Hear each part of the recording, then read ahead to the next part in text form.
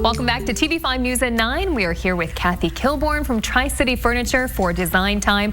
And today we're talking all about leather. And you know, it seems like there's so much leather out now, and it's a lot different, it can be sometimes, than years ago. So yes. Can you tell us why there are so many more leather products out there today? Well, unfortunately, the need for leather has just exploded. We see it in shoes and purses and furniture, but it's in all of our cars today. It's just everywhere. So the need for the amount of leather has increased so greatly.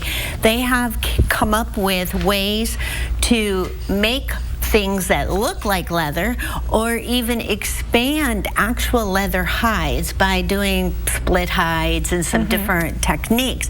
So there is a lot of things going on that when you see it, you think it's leather, but really it may not be. And so that is kind of a key to actually ask the right kind of questions and really find out what you're buying is what you think that you're buying. Sometimes they play tricks on us. Yes. So have they figured out ways to get more out of a single hide? Yes. The main way is what they call split hides, and split hides are where the thickness of hide is actually quite thick, and they can actually slice it.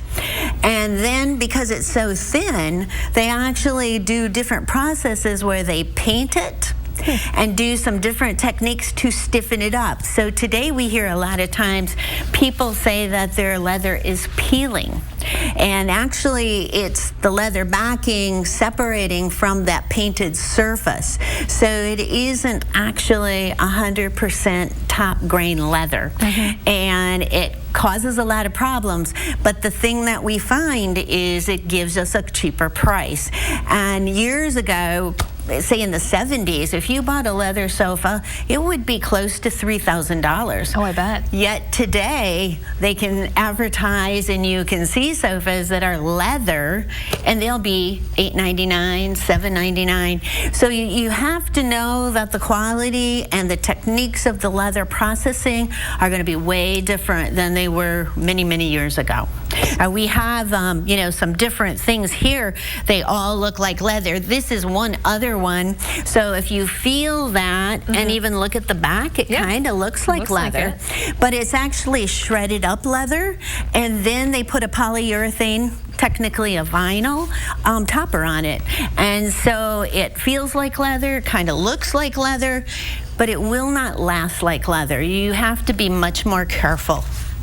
So this vinyl topping is very water resistant and works really well, but it isn't going to hold up like leather. So what else are manufacturers doing to keep up with the leather demand of today? Well, probably the biggest thing that we found today is using a product like this. Looks like leather. Could have fooled me. It's a little bit softer, 100% fabric. Really?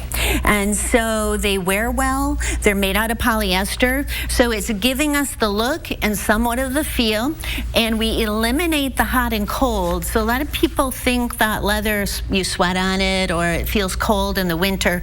Leather does take on the temperature of the room. So it takes about 17 seconds for leather to warm to your body temperature. So it is going to feel cooler.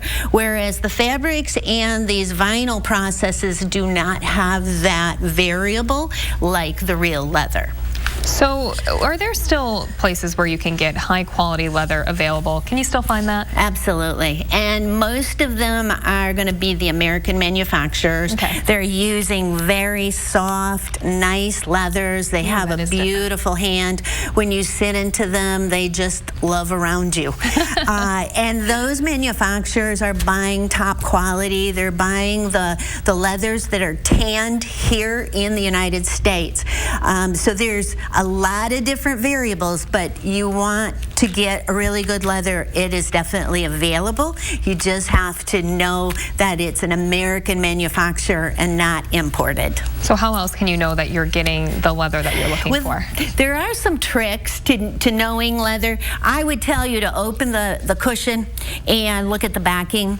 I would tell you to look at the stitching, because real stitching on leather is like baseball stitching. So there's little tricks, but definitely, you know, work work with someone that is going to give you the right product. All right, perfect. Well, thank you so much for these fabulous tips, and hopefully we'll all be able to spot real leather from the fake ones now. Well, thank you, Kathy, and thank you for watching this edition of Design Time.